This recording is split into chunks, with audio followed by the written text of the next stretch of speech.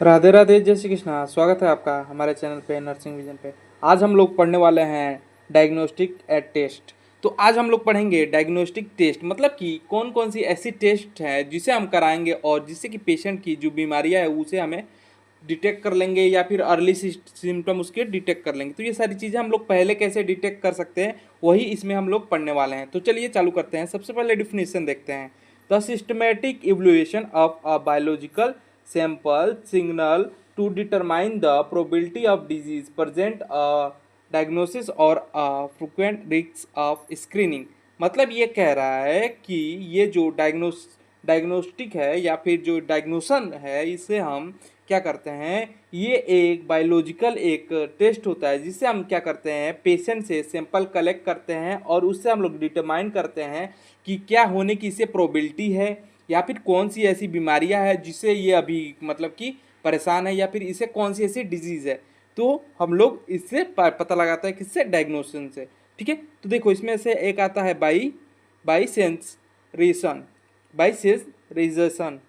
ठीक है। इसमें है clinical diagnosis can't be a binary, it is a staff probability we use a pre test probability and likelihood ratio post test and probability. मतलब कि बाइस test का मतलब ये होता है, बाइसेंस का मतलब ये होता है कि हम लोग सबसे पहले पेशेंट को सिम्टम को साइन को देखते हैं, यानी कि उसके क्लिनिकल मैग्निफिकेंस को देखते हैं क्या सिम्टम और साइन है।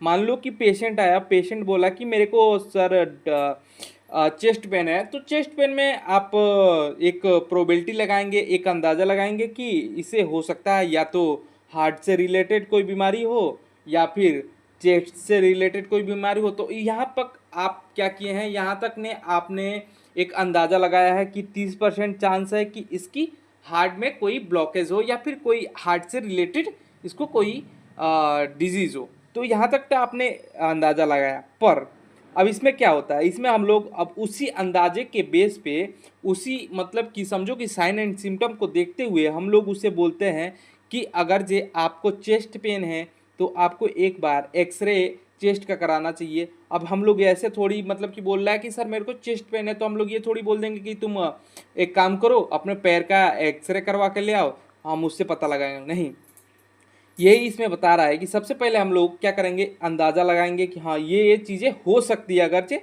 ये सिम्टम इसका आ रहा है तो ये चीज़ें हो सकती है। पेशेंट क्या पता कि इस डिजीज से ग्रसित हो, तो हमें क्या करनी है, हमें उसी के रिलेटेड क्या करना है, एक टेस्ट लिख के देना है कि हाँ चलो भैया आप जाओ सीबीसी करवा लेना और एक आप एक्सरे करवा लेना और कैथराइजेशन करवा लेना, जिससे कि कंफर्म हो जाए कि अगर जो हार्ट में ब्लॉकेज हो तो हमें पता चल जाएगा। तो देखो इसमें हम लोगों ने 30% चांस है कि अंदाज़ा लगाया। अब 100% कब होगा, 100% तो कभी नहीं होता, क्योंकि जब एक बार आप पेशेंट को कोई सा भी एक समझो कि कोई जांच दे दिए या फिर कोई चेकअप कराने के लिए बोल दिए, उससे अगर रिजल्ट आ रहा है, रिजल्ट में चलो हमको एक्सरे में दिख रहा है कि एक्सरे में हमें दिख रहा है कि लंग्स में क्या है, लंग्स में जो है बहुत ज़्यादा एयर भर रही है या फिर लंग्स में एयर ही नहीं है, फ्लूइड से भरा हुआ है। तो देखो वहाँ पे हमें ये मतलब कि कंफर्म हो जाएगा कि 90% से लेके 80% तक ये कंफर्म होगा कि शायद निमोनिया हो सकता है। ठीक है, कंफर्म भी नहीं है, 80 to 90% ये चांसेस बन जाते हैं कि हाँ भैया आपको निमोनिया हो सकता है। ठीक है, अब हम लोग क्या करेंगे, जब पहले हम लोगों ने क्या किया, पहले हम लोगों ने अंदाज़ा लगाया, उसके बाद से उस अंदाजे के बेस पे हम लोगों ने उसको एक ट्रीटमेंट, उसको एक हमने क्या चेकअप प्रीफर किया। ठीक है, अब उस अंदाजे के बेस पे जब एक चेकअप हो गया और वो चेकअप कंफर्म कर देता है कि हाँ भैया आपका जो पेशेंट है हाँ इसको ये चीज़ें है, तो हम लोग क्या करेंगे, उसके बाद से हम लोग प्रोसीडर को आगे बढ़ाएंगे। ठीक है, तो चलो अब आ जाते हैं नेक्स्ट। तो नेक्स्ट क्या है आपके, सेंसिटिविटी। सेंसिटिविटी मतलब क्या होता है, true positive and true positive plus false negative. मतलब कि ऐसी वैल्यू जो हमें रिजल्ट में मिली हो और ऐसी वैल्यू जिसे मतलब कि रिजल्ट में मिली हो और उसे हम लोग सही मानते हो। ठीक है, अब फॉल्स निगेटिव मतलब कि हमने ये चीज़ें मिल गई बट इसे हम सही मान रहे हैं लेकिन वहाँ पे कुछ और वैल्यू दिखा रही है, तो उसे हम लोग क्या करेंगे, डिवाइड करेंगे, वहाँ से हमें एक रेशियो मिलेगा। ठीक है, ये है। ठीक है, अब उसके बाद से यहाँ पे आते हैं। तो अभी आगे बढ़ते हैं। Analytic and performance. Analytic performance क्या होता है? एनालिटिक परफॉर्मेंस 3 स्टेज में होता है, ठीक है। पहला एक्यूरेट, प्रिसाइज और स्पेसिफिसिटी। स्पेसिफिसिटी, एक्यूरेट का मतलब होता है proximity to a true value. Accurate का मतलब ये हो गया कि अगर जब मान लो कि किसी का जो किसी की वैल्यू जो है, किसी चेकअप की वैल्यू 14 है, ठीक है, 14 है, और हमने क्या किया, हमने जब उसका एक बार जांच करवाया और हमें लगा भी कि नॉर्मल वैल्यू 40 है, तो वो अगर जे 1 या 2 आ रही है तो ये तो हो नहीं सकता ना, ये एक्यूरेट नहीं है। एक्यूरेट हम कब मानेंगे? जब 30.9 आ जाए, या फिर 14.1 आ जाए, या फिर 30.5 आ जाए, इसे हम लोग एक्यूरेट मानेंगे, ठीक है। अब प्रिसाइज किसे मानेंगे? प्रिसाइज उसे मानेंगे कि अगर जो हम 5 बार चेक कर रहे हैं तो 5 बार एक्यूरेट वैल्यू आ रही है, उसे हम लोग प्रिसाइज मानेंगे, ठीक है। ये प्रिसाइज हो गया। एक्यूरेट का मतलब होता है कि उसी के आसपास आए जितना आपने अंदाजा लगाया है, ठीक है। चलो एक्यूरेट वैल्यू आ गई, बट एक्यूरेट वैल्यू तो आ गई, लेकिन कोई भी पेशेंट जाएगा तो एक ही बार चेकअप कराएगा, 5 बार तो कराएगा नहीं। तो हम लोग क्या करेंगे? प्रिसाइज टेस्ट देखेंगे कि कौन से ऐसी जगह है जहाँ पे प्रिसाइज टेस्ट हो, यानी कि रिप्रोडक्टिबिलिटी एंड, हाँ, रिप्रोडक्टिबिलिटी द रिजल्ट। जो रिजल्ट है वो बार बार एक ही आ रहा है, एक ही चीज़ के आसपास आ रहा है। मान लो कि 30.9, 13.5, 13.6, 13.7, तो हम लोग इसको एक्यूरेट, मतलब एक्यूरेट तो है, एक्यूरेट मान लिए, बट इसको अब हम लोग क्या करेंगे? प्रिसाइज भी मान लेंगे, ठीक है। ये प्रिसाइज भी हो गया, ठीक है। अब उसके बाद से आता है स्पेसिफिसिटी, मतलब कि ability to correct identification without the disease. देखो, अब देखो, हमें जो आया है वही चीज़ें सही बतानी है। अगर जे रिजल्ट में आया है कि भैया हाँ इसको डायबिटीज़ मेलाइटिस है, इसका जो ग्लूकोज लेवल या शुगर लेवल जो है वो 200 प्लस है, तो हमें बताना है कि हाँ भैया आपको डायबिटीज़ मेलाइटिस हो गया है। बट अगर नहीं है तो हमें क्या बोलेंगे? नहीं है। सिंपल सी जो चीज़ है, जो है वो बताना है, जो नहीं है उसे नहीं बताना है, ठीक है। वही है स्पेसिफिसिटी।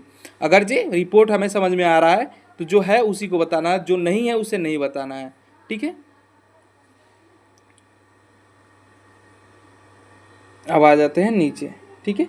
फेजेस ऑफ डायग्नोसिस, मतलब कि ये कितने फेज में डायग्नोस्टिक टेस्ट होता है, डायग्नोस्टिक टेस्ट होता है, कितने फेज में होता है? टोटल टेस्टिंग फेज कितना होता है इसका? टोटल टेस्टिंग फेज 3 होता है। पहला, total testing process, TTP। Total testing process is a brain to brain cycle, 70% of medical decisions real to the phases. The pre-analytics, most error phases, 60 to 70% error किस में आता है? प्री एनालिटिक्स में ही आ जाता है। मतलब कि 60 से लेके 70% जो एरर आने के चांसेस है, अगर जो मान लो कि पूरा जो हम लोग टेस्ट करवाते हैं, टेस्ट में 100% कोई ना कोई एक एरर आएगा, तो उसमें से समझो कि एक एरर आने के चांसेस कौन सा है? तो वो चांस है किसमें? प्री एनालिटिक टेस्ट में। प्री एनालिटिक टेस्ट क्या होता है? प्री एनालिटिक टेस्ट क्या होता है? प्री एनालिटिक टेस्ट वो मतलब कि टाइम होता है जब हम लोग पेशेंट को क्या करते हैं? सजेस्ट करते हैं कि भैया आप इस चीज़ का चेकअप करा लो, ठीक है। अब हम बोल दिए पेशेंट को कि आपको अब्डोमिनल का क्या कराना है? अल्ट्रासाउंड कराना है। तो अब्डोमिनल का अल्ट्रासाउंड कराना है तो पेशेंट को हम लोग क्या प्रिस्क्राइब करेंगे? पेशेंट को क्या सजेस्ट करेंगे कि आपको जब भी अल्ट्रासाउंड करवाना होगा तब आप कोई सा भी फूड नहीं लेंगे, खाना नहीं खाएंगे, ठीक है, विदाउट अ फूड, एंड पानी आपको पीते रहना है, ठीक है। पूरा आप पानी पीते रहिए ताकि हम जो अल्ट्रासाउंड हो उसका रिकॉर्ड जो मतलब जो रिपोर्ट बने वो एक्यूरेट प्रिसाइज बने, ठीक है। तो इसमें क्या करता है? कभी पेशेंट थोड़ा मोड़ा कभी कुछ खा लेता है या फिर कुछ पी लेता है ऐसे जूस वगैरह टाइप में, ठीक है। तो यहाँ पे एरर आने के चांसेस होते हैं, ठीक है। ये है आपका एक्यू प्री एनालिटिक टेस्ट, ठीक है। प्री एनालिटिक टेस्ट में क्या होता है कि पेशेंट को जब हम लोग सजेस्ट किया कि भैया आज तो नहीं हो पाएगा, आप मान लो कि आप खाना खा के आए हो या फिर जो भी चीज़ें हैं कुछ ना कुछ तो खा के ही आए होगे, ठीक है। तो हम सजेस्ट करेंगे कि आप कल सुबह सुबह आइए, और सुबह सुबह आइए, और कैसे आइए? खाली पेट आइए, ठीक है, मतलब बिना कुछ खाए पिए आइए, ठीक है। ये अब आ जाते हैं उसके बाद से यहाँ पे आगे। Analytic test, the actual lab testing focused on a quality control and equipment calibration। ठीक है, इसमें क्या होता है देखो, ये जो ये आपका एनालिटिक्स है, एनालिटिक्स कब है, एनालिटिक्स का मतलब हो गया ये वो उस टाइम की बात कह रहा है जब आपकी एक्चुअल जो सैंपल है उस पर जांच चल रही हो, उस पे फोकस हो रहा हो कि आपको कौन सी डिजीज़ है, कौन सी चीज़ें आप में अप एंड डाउन दिखाई दे रही है।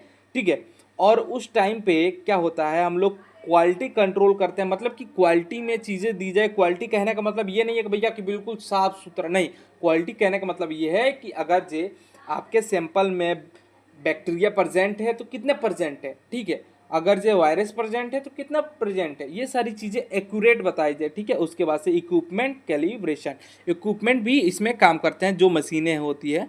ठीक है, ये अब उसके बाद से आ गया आपका पोस्ट एनालिटिक्स, मतलब कि intra preparation report reporting and clinical action. Error here is including failure to act of a critical result. देखो ये पूरा मतलब कि इसके ये जो पूरा रामायण है इसके कहने का मतलब ये है कि यहाँ पे हम लोग पेशेंट को सजेस्ट किए कि आप क्या करिए। मान लो कि चलो हम लोग एग्जांपल लेके चलते हैं यहाँ पे कि पेशेंट को हम लोग सजेस्ट किए कि आप डायबिटीज़ मेलाइटिस का क्या कीजिए, एक जांच करवा लीजिए, टेस्ट करवा लीजिए। ठीक है, डायबिटीज़ मेलाइटिस का टेस्ट करवाने के लिए हम लोग बोल दिए, तो उसमें आप आफ्टर मील मतलब कि आपको टेस्ट करवाना है कि बिफोर मील टेस्ट करवाना है, वो हम लोग प्रिस्क्राइब कर दे। बट क्या करता है पेशेंट की ये छोटी सी बाइट ले लेता है, उससे क्या ही हो जाएगा। तो यहाँ पे क्या होता है 60 से 70% ईरर के चांसेस होते हैं कि यहाँ पे गलती हो जाए। अगर जो यहाँ पे गलती हो गई, इन तीनों फेज़ों में किसी एक फेज़ में अगर जो गलती हो गई तो पूरा जो रिपोर्ट आपका बनेगा पूरा का पूरा रॉन्ग होगा, पूरा का पूरा गलत बनेगा। मतलब कि ये जो तीनों है एक दूसरे से जुड़े हुए हैं। अगर जो प्री एनालिटिक्स में ये दिक्कत आ गई तो एनालिटिक्स और पोस्ट एनालिटिक्स ऑटोमेटिकली रॉन्ग आएंगे। अगर जो प्री एनालिटिक्स सही है और एनालिटिक के टाइम पे इक्विपमेंट हमारा ख़राब हो गया, मशीन ख़राब हो गया या फिर कंप्यूटर्स ख़राब हो गए, तो वहाँ पे रिपोर्ट ही गलत बनेगा। और पोस्ट एनालिटिक्स का मतलब होता है जब आप रिपोर्ट लेके आएँ, ठीक है, और हम क्या करें, उसको टेस्ट हो गया है, अब इसका मतलब निकालना है। ठीक है, अब जो रिपोर्ट आया है उसे हमें देखना है। ठीक है, अब जो रिपोर्ट आया है उसे हमें ब्लाइंडली फॉलो नहीं करना है। ठीक है, रिपोर्ट तो आ गया हमारे पास, अब पेशेंट की कंडीशन के साथ मैच करना है। अब देखो अगर जे आपको दिख रहा है पेशेंट सामने वाला कि मान लो कि सही है, बिल्कुल तंदुरुस्त है, फिट है और सामने खड़ा है, और उसमें आप देख लिए कि रिपोर्ट में भैया कि उसका ईसीजी एबनॉर्मल है और आपको उसके साथ रिपोर्ट मैच करानी है। जब उसकी ईसीजी एबनॉर्मल है तो पेशेंट भैया खड़ा कैसे है, तो यहाँ पे रिपोर्ट में कुछ गड़बड़ी हुई है। तो हमें क्या करना है, रिपोर्ट को ब्लाइंडली फॉलो नहीं करना। मतलब कि रिपोर्ट आया, चलो ठीक है हम मानते हैं आपकी बात, रिपोर्ट सही है, बट रिपोर्ट में ये होता है कि कई बार अगर जो 100 टेस्ट कराए ना तो 100 में से 5 रिपोर्ट गलत ही आते हैं। मतलब कि अगर जो आप 100 बार टेस्ट कराएंगे ना डायबिटीज़ मेलाइटिस का, अगर जो आपको डायबिटीज़ मेलाइटिस नहीं भी है ना 100 बार में, तो 5 बार ऐसा आएगा कि आपको डायबिटीज़ मेलाइटिस निकल जाएगा। तो हमें रिपोर्ट को ब्लाइंडली फॉलो नहीं करना है, हमें क्रॉस एग्जामिनेशन करके चेक करते रहना है, पेशेंट की कंडीशन के साथ हमें मैच कराना है। हाँ भैया, जब पेशेंट बोल रहा है छाती में दर्द है और उसके बाद से हम लोग देखेंगे कि अगर जो हम लोग ब्रोंकियोस्कोपी किए फ्लूइड मिला है, तो हम जाके देखेंगे पेशेंट को और क्या रेस्पिरेटरी प्रॉब्लम भी आ रही है और उसे सांस लेने में भी दिक्कत है, डायनेप्सिया है और छोटे छोटे सांस ले रहा है, और वो मतलब कि उसके साथ मैच हो रही है। चलो ठीक है, हाँ रिपोर्ट आया, रिपोर्ट में क्या निकला, उसको निमोनिया। तो अब हम लोग मैच करके देखेंगे कि अपनी तरफ से हाँ भैया कि निमोनिया वाला पेशेंट लग रहा है कि नहीं लग रहा है। भैया सामने वाला ठीक ही है, बहुत बढ़िया चल रहा है, फिर रहा है, घूम रहा है और सांस ले रहा है, टोटल चीज़ें कर रहा है। रिपोर्ट देखो तो भैया निमोनिया, रिपोर्ट तो मैच ही नहीं कर रहा पेशेंट से, तो रिपोर्ट गलत भी हो सकते हैं। पूरा मोरल ऑफ द स्टोरी ये है कि रिपोर्ट भी गलत हो सकते हैं, रिपोर्ट भी गलत बन सकते हैं। तो कौन कौन सी चीज़ें ऐसी है जहाँ पे एरर आ सकते हैं और कौन कौन सी चीज़ें ऐसी है जिसे हमें अवॉइड करना है, और रिपोर्ट को ब्लाइंडली फॉलो नहीं करना, मतलब कि रिपोर्ट पे अंधा विश्वास नहीं करना है।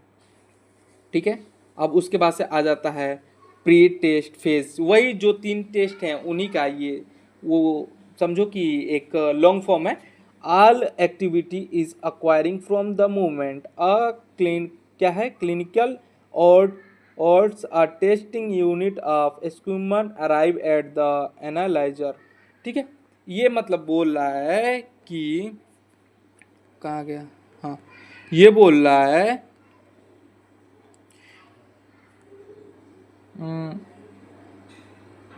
मतलब कि ये बोल रहा है कि हम लोग प्रिपेयर करेंगे किसको, पेशेंट को प्रिपेयर करेंगे, पेशेंट को प्रिपेयर करेंगे कि आपका रिपोर्ट, मतलब कि आपकी ये चीज़ें टेस्ट होने वाली है, हम लोग पेशेंट को प्रिस्क्राइब करेंगे कि ये चीज़ आपकी टेस्ट होगी, इसके लिए आपको प्रिपेयर होना है और उसके लिए कैसे प्रिपेयर होकर आना है, ये सारी चीज़ें हम लोग उसको बताएंगे। ठीक है, ये हो गया आपका। ठीक है, और उसके बाद से आता है आपका क्या, सोर्स ऑफ इंटरफ्रेंस, मतलब कि कौन सी ऐसी चीज़ है जिसके कारण रिपोर्ट गलत बन सकता है। पहला, ड्यूरिंग अ वाइब्रेशन, वाइविलेशन, मतलब कि cortisol at a peak at 8 AM, मतलब कि क्या होता है ह्यूमन बॉडी में जो कोर्टिसोल होता है, कोर्टिसोल का जो मात्रा होता है, एक सेकेंड, हाँ, जो ह्यूमन बॉडी में कोर्टिसोल का जो मात्रा होता है, क्या हो गया भैया,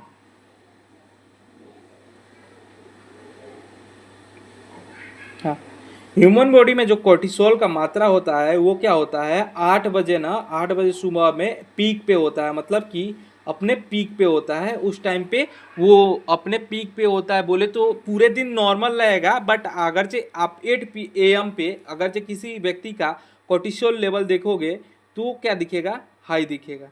ठीक है, यही बता रहा है ये। ठीक है, और उसके बाद से आगे आपका एक होमोलेसिस, होमोलेसिस इज रिलेटेड टू इंटर इंट्रासर्कुलर, इंट्रासर्कुलर, ठीक है, इंट्रासर्कुलर एट अ पोटेशियम फॉल्स हाइपरकैलमिया। होमोलेटिक्स मतलब ये बोल रहा है कि ये क्या करता है, कभी कभी क्या होता है रिलीजिंग के टाइम पर इंट्रासेलुलर, वहाँ पे क्या होता है पोटेशियम का क्या दिखा देता है, फॉल्स रिपोर्ट दिखा देता है। हाइपर कैलमिया मतलब होता है कि कैलमिया का लेवल ज़्यादा दिखा देता है। ठीक है, ये बता रहा है। ठीक है, उसके बाद से आपका है ये high volume in with a colorimetric assays. ठीक है, clinical correlation, a non-fasting lipid is profile show a false and equivalent of a triglycerides of a calculation at a LDL, मतलब कि ये बोल रहा है कि कभी कभी जब हम लोग नॉन फास्टिंग पे होते हैं लिपिड प्रोफाइल जो है वो गलत दिखा देता है। ठीक है,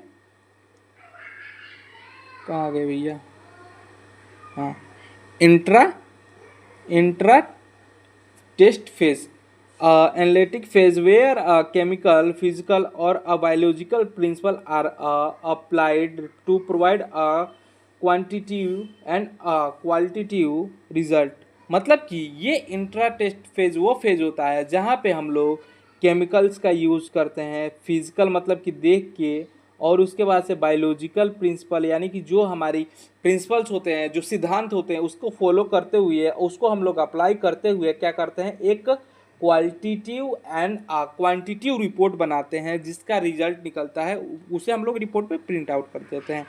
machine spectrophotometrics, many equations use a Beer Lambert's low absorptions is a proportional to a concept to autoanalytic used for the electrolyte and enzyme, मतलब कि क्या होता है कुछ सैंपल होते हैं जो क्या करता है कि लाइट्स को ज़्यादा ऑब्जॉर्व कर लेते हैं, कुछ सैंपल ऐसे होते हैं जो लाइट को कम ऑब्जॉर्व करते हैं, मतलब कि हर व्यक्ति की बॉडी जो है हर एक चीज़ पे अलग अलग रिस्पॉन्स करती है। ठीक है, यही है आपका। उसके बाद से आ जाता है post test phase, the interpretation of result in the clinic context including value by pathology and communicable to the primary care team. ये बोल रहा है टेस्ट हो गया है, अब उसका मतलब निकालना है, रिपोर्ट को ब्लाइंडली फॉलो नहीं करना है, पेशेंट की कंडीशन के साथ मैच करना है, इन 3 चीज़ों को हमें समझना है। ठीक है, पहला इंटरप्रेशन मतलब कि समझो, रिपोर्ट को समझो, रिपोर्ट आया है तो क्या कह रहा है। उसके बाद से वैलिडेशन मतलब कि लैब कंफर्म कर रहा है तो सही कर रहा है कि नहीं कर रहा है। ठीक है, इसीलिए यहाँ पे दिया। ठीक है, उसके बाद से कम्युनिकेशन, डॉक्टर तक सही इंफॉर्मेशन पहुँच रही है कि नहीं पहुँच रही है। ठीक है, अब उसके बाद से आ जाता है आपका रेफरेंस रेंज क्या होता है, reference range based on a 90% health population, मतलब कि नॉर्मल रेंज में 90% हेल्दी लोगों का डाटा। ठीक है, अब देखो इम्पोर्टेंट ये है 5% हेल्दी लोग भी जो है उनका अबनॉर्मल आ सकता है, जिसमें मैंने आपको बताया था कि 100 में से 95% लोगों का एक्यूरेट आएगा। बट ये जो 5% बचे लोग हैं इनका क्या होता है, इन सम केसेस की फॉल्स रिपोर्ट आ जाता है, जिसके कारण उनको जो बीमारी नहीं है वो भी उनमें मतलब दिखाई देती है। ठीक है, इसीलिए हम लोग इंट्रा टेस्ट फेज में ये देखते हैं कि रिपोर्ट को हम लोग ब्लाइंडली फॉलो ना करें। ठीक है, ये चीज़ें होती है। अब देखो, if your order is 20 test, there is a 64% chances at a last ones will be abnormal by a change chances alone. मतलब देखो, समझो इसे इजी तरीके से, ज़्यादा टेस्ट करवाओगे फॉल्स अबनॉर्मल मिलेगा, चांसेस बढ़ जाएंगे। मतलब कि समझो कि अगर हम लोग 20 टेस्ट करवा रहे हैं तो 20 टेस्ट में एक टेस्ट तो एक गलत मिलेगा ही मिलेगा। ठीक है, तो ज़्यादा टेस्ट करवाते हैं तो उसमें हमें अबनॉर्मलिटी मिलने की चांसेस ज़्यादा हो जाती है। ठीक है, ये होता है। अब समझो कि एक एग्जांपल लेकर समझो कि एक पेशेंट हेल्दी है जिसका हम लोग 20 बार टेस्ट करवाएं। ठीक है, एटलीस्ट 20 बार टेस्ट करवाएं, तो उसमें से क्या होगा, एक दो रिपोर्ट ऐसी आएंगी जिसमें कि जो उसे बीमारियां नहीं भी है वो दिखाई देंगी, एबनॉर्मल बीमारियां दिखाई देंगी उसमें। ठीक है, वही है। उसके बाद से आ जाता है वैल्यू। हाँ, value for out of range slight a life threatening condition. Value so far out of range they are selected for a life threatening and condition. Example, calcium is 2.5 EQ per liter. Action immediate to call a clinic. मतलब देखो ये क्या बोल रहा है, कुछ value बहुत ही dangerous आ जाती हैं जो हमारी रिपोर्ट में सामने आती है, जहाँ पे समझो कि एक एग्जांपल से समझो कि पोटेशियम का लेवल बहुत ही डेंजर दिखाई दे रहा है 2.5, ये तो दिखाई दे रहा है। तो इसमें क्या होता है, इस टाइम पे हार्ट अटैक आने के चांसेस बहुत ज़्यादा बढ़ जाता है। मतलब कि समझो कि हार्ट अटैक आ ही गया है या मुंह पे है आके अटका है, हार्ट अटैक जब आ जाए तो ये इमरजेंसी कंडीशन हो जाता है। सम केसेस में हमें रिपोर्ट मिलता है, दिखाई देता है कि 2.5 MEQ पर लीटर है। मैं एक कोई इसे पर्टिकुलर नहीं लेके चल रहा हूँ, मैं इसे एक एग्जाम्पल के तौर पे यहाँ पे ला रहा हूँ कि उसको चलो इतना 2.5 क्या है MUQ पर लीटर क्या है आपका पोटेशियम का लेवल है। तो यहाँ पे हमें दिखाई दे रहा है कि भैया उसे हार्ट अटैक अभी नहीं तो एक आध मिनट बाद तो आ ही जाएंगे। तो ये इमरजेंसी कंडीशन हो गई है। ठीक है, यहाँ पे भी ठीक है, तो यहाँ पे क्या करते हैं, हमारा जो एक्शन है मतलब कि हमें क्या करना है, immediate call to a clinical. ठीक है, मतलब कि एक ऐसी डेंजर रिपोर्ट आते ही में हम क्या करेंगे, डॉक्टर को तुरंत इन्फॉर्म करेंगे बिना डिले के, ताकि क्या हो, पेशेंट का रिस्क कम हो। अगर जे आप सोचोगे कि मैं अकेले हैंडल कर सकता हूँ तो ये पॉसिबल नहीं है, क्योंकि आप ये at the time of emergency आप क्या करोगे, आपके पास जो स्टाफ है उनको इन्फॉर्म करोगे, डॉक्टर जो है उन्हें इन्फॉर्म करोगे। ठीक है, अगर जो इमरजेंसी आती है तो अकेले हैंडल करने की कोशिश ना करें। ठीक है, क्लिनिकल कोरिलेशन, क्लिनिकल कोरिलेशन। ठीक है, क्लिनिकल कोरिलेशन क्या है इसका, क्लिनिकल कोरिलेशन समझो, post test interpretation much accounted for a biological variation. मतलब कि हर पेशेंट अलग होता है, सेम वैल्यू अलग। मतलब कि देखो ये पेशेंट ए है, ठीक है, ये पेशेंट ए है और ये पेशेंट बी है। ठीक है, ये पेशेंट बी है। अगर जे पेशेंट ए का जो हीमोग्लोबिन का लेवल जो है वो 12 आ रहा है और पेशेंट बी का हीमोग्लोबिन का लेवल 14 आ रहा है, तो देखो समझो, अब ये जो दोनों है ना, ये दोनों की बॉडी अलग अलग है, तो ये दोनों के लिए ये अलग अलग चीज़ें हो सकती है, इसके लिए अलग हो सकती है और इसके लिए अलग हो सकती है। पेशेंट पे डिपेंड करता है, अगर वैल्यू सेम भी है बट पेशेंट की बॉडी कैसे रिएक्ट करती है उस पर, वो उसके बॉडी पे डिपेंड करता है। वैल्यू सेम होने के बाद भी अगर जो सोचोगे कि सामने वाले की तो चलो इससे कम है, ये मान लो कि 12 है हीमोग्लोबिन लेवल, यहाँ पे 14 है, तो 14 वाला ज़्यादा हेल्दी है। इसका क्या है कि इसमें ब्लड की कमी नहीं हो सकती, बट क्या है कि इन सम केसेस ब्लड जो डिफिशियंसी इसमें भी देखने को मिल जाती है। ठीक है, इसकी बॉडी अलग रिएक्ट कर रही है, इसकी बॉडी अलग रिएक्ट कर रही है। पेशेंट के कंडीशन जो है वो इम्पोर्टेंट होता है, ठीक है। ये लैब की वैल्यू इम्पोर्टेंट नहीं होती है बट उतना हम लोग इसको ब्लाइंडली फॉलो नहीं करना है, ठीक है। Result might be a normal for the population but significant chances for a specific patient. Report normal है लेकिन पेशेंट के लिए अब नॉर्मल हो सकता है। एग्जाम्पल समझो, अगर जे एच बी पहले 15 था अब 12 है, ठीक है। मान लो कि इसका पहले एच बी जो था वो 15 है, अब क्या है, अब 12 है, ठीक है। तो ये नॉर्मल रेंज में है लेकिन पेशेंट का जो ये सडन ड्रॉप आया है 15 से लेके 12 के बीच, यानी कि 3 हीमोग्लोबिन जो यूनिट का फर्क पड़ा है, ये पेशेंट के लिए क्या सीरियस हो सकता है, ठीक है। अभी वैल्यू तो हमें दिखाई दे रही है कि 12, तो चलो भैया नॉर्मल है, 12 तो होती ही है, कोई दिक्कत नहीं है, 15 थी 12 आ गई, बट ये जो इसका इतना बड़ा गैप आया है ये क्यों आया है, ये इंपॉर्टेंट है। चलो भैया 3 ही तो यूनिट घटा है, बट 3 ही यूनिट क्यों घटा है, वाई मतलब कि क्यों घटा है ये बताओ। घटा है कोई दिक्कत नहीं है, पर घटा क्यों है ये भी तो बताओ, इसीलिए, ठीक है। अब देखो ये आपका हो गया। अब आ जाते हैं सीबीसी रिपोर्ट यानी कि कंप्लीट ब्लड काउंट पे। CBC report complete blood count, CBC report complete blood count, इसे याद रखना फुल फॉर्म इसका, ठीक है। अब देखो ये क्या बोल रहा है, providing in slide in to every reports and immuno status and haemolytics. देखो ये क्या बोल रहा है, सीबीसी जो है वो 3 चीज़ें बताती है। पहला आपका है इर्थोपोइसिस यानी कि आरबीसी, इर्थोपोइसिस यानी कि RBC, red blood cell, RBC ये बताती है। उसके बाद से आता है इम्यूनो स्टेट। इम्यूनो स्टेट मतलब कि आपकी जो बॉडी का इम्यून सिस्टम है उसका कौन सा स्टेज, अभी कौन से स्टेज पे है, सही काम कर रहा है कि नहीं कर रहा है, इम्यूनो स्टेज। उसके बाद से आता है होमोस्टेटिक्स। ह्यूमोस्टेटिक्स का मतलब होता है प्लेटलेट, ठीक है, जो कि ब्लड क्लोटिंग सही बन रही है या नहीं बन रही ये बताएगा, ठीक है। इसका मतलब होता है प्लेटलेट, ठीक है, इसका मतलब होता है प्लेटलेट्स, ये बताता है कि ब्लड क्लोटिंग सही तरह से हो रही है कि नहीं हो रही है। अब देखो हीमोग्लोबिन का जो नॉर्मल रेंज है वो क्या होता है उसे हम लोग देख लेते हैं। हीमोग्लोबिन का नॉर्मल रेंज क्या होता है, 13 से लेके 17 तक और 12 से लेके 15 तक।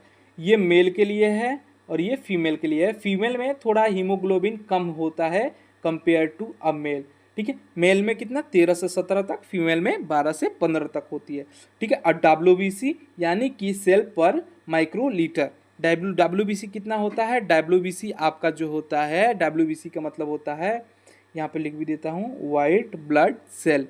डब्ल्यूबीसी का मतलब होता है वाइट ब्लड सेल, ठीक है। डब्ल्यूबीसी का मतलब क्या हो गया, वाइट ब्लड सेल, ठीक है।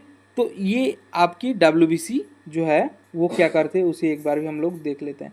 डब्ल्यूबीसी कितनी होती है, डब्ल्यूबीसी जो होती है पर माइक्रो लीटर पे है ये, तो कितना होता है आपका 4000 से लेके 11000 तक होता है। ये वेरी करता है पर्सन टू पर्सन, मतलब कि बॉडी की जो डिफेंस सिस्टम है वो उस पर डिपेंड करता है। अगर जो डब्ल्यूबीसी ज़्यादा है, ठीक है, चलो इस पर हम लोग बाद में बात करते हैं। डब्ल्यूबीसी ज़्यादा है और हीमोग्लोबिन ज़्यादा है उसके बारे में हम लोग बाद में बात करते हैं, ठीक है।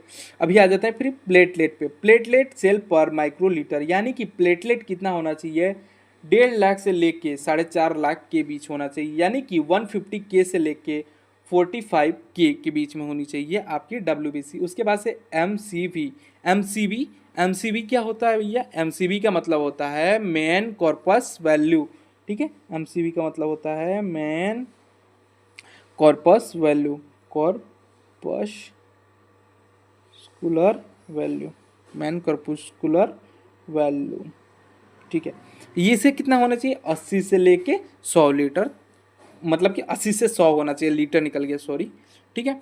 अब देखो एमसीबी क्या होता है, एमसीबी का मतलब होता है आरबीसी का साइज, ठीक है। एमसीबी का मतलब होता है आरबीसी का साइज क्या है, ठीक है। एमसीबी का मतलब होता है आरबीसी का साइज क्या है, ठीक है। आरबीसी का साइज कौन बताता है, एमसीबी। अगर ये देखोगे क्या होता है कि इन सम केसेस एमसीबी का मतलब होता है आरबीसी की साइज क्या है। तो देखो क्या होता है इन सम केसेस, यहाँ पे हमारा जो हीमोग्लोबिन है वो क्या 8 दिखा देता है, और 5 दिखा देता है, ठीक है। तो यहाँ पे आरबीसी जो हीमोग्लोबिन का लेवल है वो 5 दिखा दे, बल यहाँ पे ये दिखा देता है कि अगर ये 40 हो गया है तो जाके ये कारण क्या है, आरबीसी का साइज कम हो गया है, जिसके कारण हीमोग्लोबिन कम हो गया है। मैं अपना प्रैक्टिकल एक्सपीरियंस बता रहा हूँ। एक छोटा सा बेबी था 5 मंथ का, उसका जो आपका हीमोग्लोबिन का लेवल था वो 5 यूनिट आ गया था, ठीक है। 5 मतलब कि एचबी आ गया था, हीमोग्लोबिन आ गया था, ठीक है। तो उसका कारण क्या था, एमसीबी जो था ना उसका छोटा हो गया था, वो 40 आ गया था। तो उसका हीमोग्लोबिन मतलब कि आरसीबी तो था, मतलब कि रेड ब्लड सेल तो था, आरबीसी था, ठीक है, रेड ब्लड सेल तो था। बट उसमें क्या होता था कि उसका जो आरबीसी का साइज है, मान लो कि ये साइज होना चाहिए, वो घट के इतना छोटा हो गया था, ठीक है। तो जिसके कारण क्या हुआ था, हीमोग्लोबिन का भी लेवल कम हो गया था, ठीक है। ये है आपका, ठीक है, लो एमसीबी और लो एमएच, सॉरी लो एमसीएच, ठीक है। इसका मतलब क्या होता है, microsite hypochromia anaemia like iron deficiency. मतलब कि अगर जे एमसीबी कम है, यानी कि जो आरबीसी का जो आपका साइज है वो भी छोटा है, और एमसीएच जो है, अब एमसीएच क्या होता है, एमसीएच क्या होता है, अब देखो इन दोनों में मतलब कि डिफरेंस क्या है ये देख लो, ठीक है। एमसीएच का मतलब क्या होता है और आपका एमसीबी का मतलब क्या होता है। एमसीबी का मतलब होता है साइज ऑफ हीमोग्लोबिन, ठीक है, ये आपके हीमोग्लोबिन का साइज बताता है, ठीक है। और ये एमसीएच आपका हीमोग्लोबिन में परसेंट कितना आरसीबी है, आरसीबी में कितना हीमोग्लोबिन परसेंट है, ठीक है। हीमोग्लोबिन कितना परसेंट है किसमें, आरसीबी में, ठीक है। हीमोग्लोबिन का मतलब होता है कि एक ऐसा केमिकल समझ लो, एक ऐसा मॉलिक्यूल समझ लो जो क्या करता है, ऑक्सीजन को कैरी करता है, ठीक है। ये इसके 4 पॉइंट होते हैं जहाँ पे ये ऑक्सीजन को कैरी कर लेता है, ठीक है। ये, ठीक है, ये आरबीसी है, ठीक है। अगर जो आरबीसी में यहाँ पे 3 ही पॉइंट है, ये हीमोग्लोबिन नहीं है, तो इसमें 3 है, तो इसमें क्या होगा, एमसीएच कम होगा, ठीक है। इसको याद रखने का ट्रिक समझो, एच जिसमें है उसमें हीमोग्लोबिन, और जिसमें भी है उसका मतलब कि साइज, ठीक है, ये है, ठीक है। अब उसके बाद से आ जाते हैं सीरम इलेक्ट्रोलाइट पे। सीरम इलेक्ट्रोलाइट्स क्या होता है, सीरम इलेक्ट्रोलाइट्स, ठीक है। अभी उसको हम लोग समझ लेते हैं, सीरम इलेक्ट्रोलाइट्स। अभी इसके पहले कुछ और छूट रहा है, एक सेकेंड, नहीं, सीरम इलेक्ट्रोलाइट्स, तो देखो सीरम इलेक्ट्रोलाइट्स क्या होता है, अब इसे हम लोग लाइन बाय लाइन समझते हैं, ठीक है। Homeostatic by a renin angiotensive and a renal tubular exchange circular for a membrane potential and a cardiac condition. देखो सीरम इलेक्ट्रोलाइट क्या कहता है, बॉडी का एक इम्पोर्टेंट साइड है जहाँ पे क्या सोडियम पोटेशियम और कैल्शियम जो बॉडी को कंट्रोल करता है, ये सीरम इलेक्ट्रोलाइट्स है। और ये कहाँ पे होता है, रीनल ट्यूबुलर एक्सचेंज पे, ठीक है। रीनल तो समझ ही रहे हो भैया, रीनल अगर जो नहीं समझ रहे हो तो जान लो किडनी होता है, ठीक है। किडनी को ही रीनल सिस्टम, रीनल बोल देते हैं। जहाँ पे रीनल आ गया तो समझो कि किडनी नेफ्रॉन से रिलेटेड बातें चल रही है, ठीक है। अब ये आ गया, अब यहाँ पे देखो क्या है, सोडियम। सोडियम का लेवल जो है क्या होना चाहिए, सोडियम का जो लेवल है हमारे शरीर में क्या होना चाहिए, 135 से लेके 145 mmEq पर लीटर होनी चाहिए, लीटर बोले तो एल होनी चाहिए, ठीक है। अगर जे water balance plus brain function को कौन कंट्रोल करता है, reflex of water balance and hyponatraemia, risk of a cerebral oedema is a hypernatraemia and dehydration. अगर जो सोडियम का लेवल जो है ड्रॉप होता है तो क्या होगा, आपके सेरिब्रम में एडिमा यानी कि सूजन आएगी, जिसे सेरिब्रम में बोला जाता है।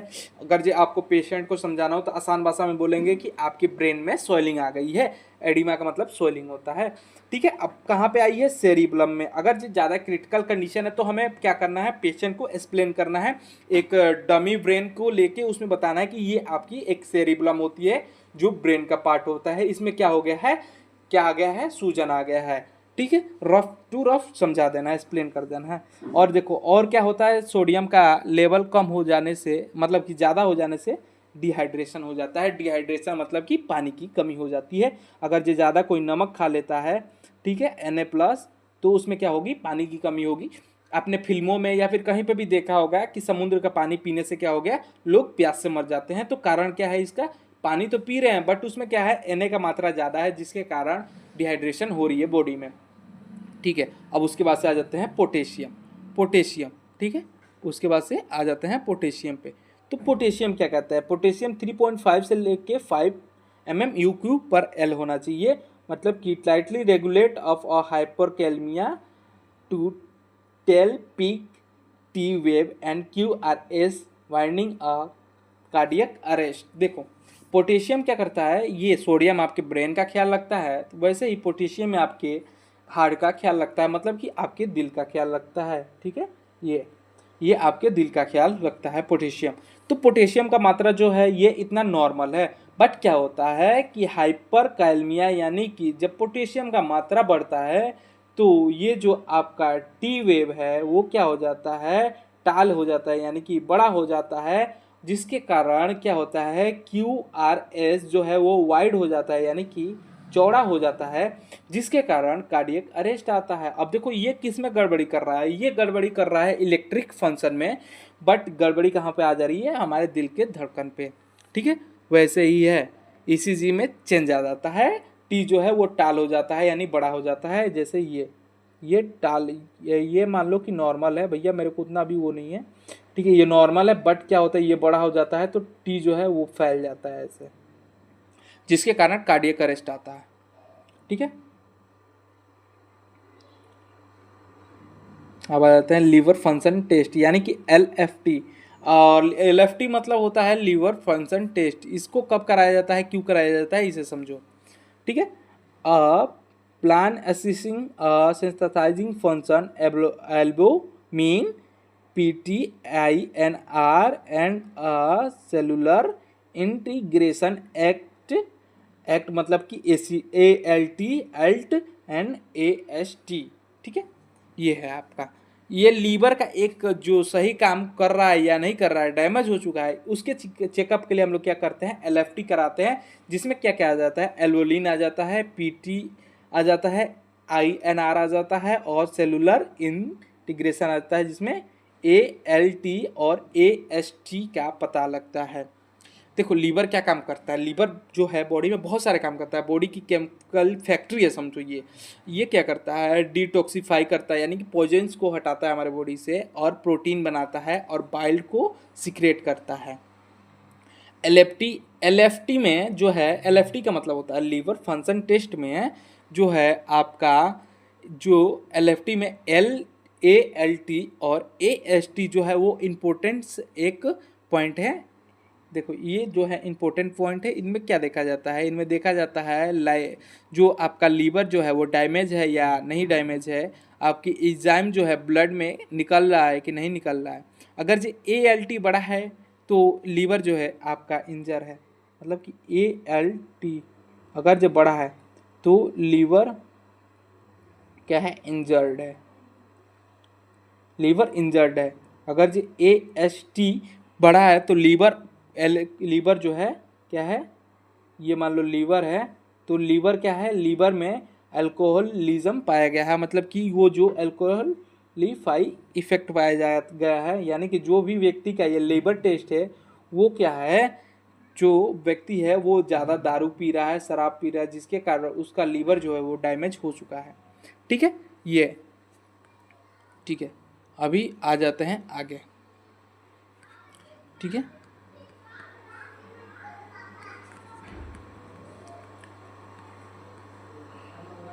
और उसके बाद से आता है आपका हिपोटोसेलुलर। हिपोटोसेलुलर हिपोटोसेलुलर क्या कह रहा है, ALT एंड ASLT, ये यानी कि ALT इज अ हेप्टोटाइल्स। ये बोल रहा है कि अगर जे इन दोनों का फ्रैक्शन निकालें, अगर जे एक ज़्यादा है AST और ALT का रेशियो में अगर जे एक ज़्यादा है तो स्ट्रोलिंग सजेस्ट एल्कोहलिक लीवर। अगर जे इन दोनों में इसका AST का रेशियो ज़्यादा है तो आप जो दारू पी रहे हैं, अल्कोहल ले रहे हैं, उसे अवॉइड कीजिए, नहीं तो लीवर तो आपका डैमेज हो ही चुका है, आपको भी डैमेज कर देगा। ठीक है, नॉर्मल एल्बुलिन का लेवल कितना होता है 3.5 से लेकर 5 g/डेसिमल, ठीक है। और ब्लरिम का क्या होता है 1.2 mg/डेसिलर, ठीक है। अब आ जाते हैं लिपिड प्रोफाइल। लिपिड प्रोफाइल देखो, लिपिड प्रोफाइल क्या होता है उसे हम लोग एक बार अच्छे से समझते हैं।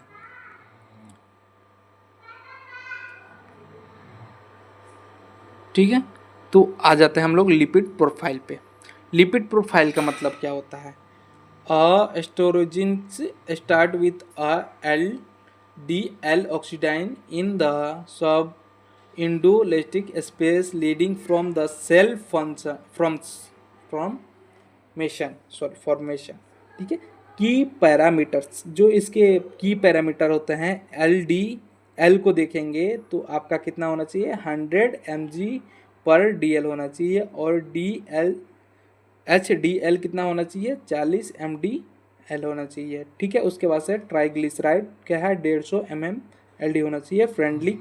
इन दोनों का मतलब कि कॉम्बिनेशन है सारी चीज़ें। अब देखो क्या करते हैं, लेक्चर जो है वो लंबा हो चुका है, तो आज के लिए इतना ही रहने देते हैं, ठीक है। आज के लिए इतना ही रहने देते हैं, फिर इसको आगे नेक्स्ट चैप्टर में कवर करेंगे। आज के लिए इतना ही रहने देते हैं। थैंक यू, राधे राधे, जय श्री कृष्ण।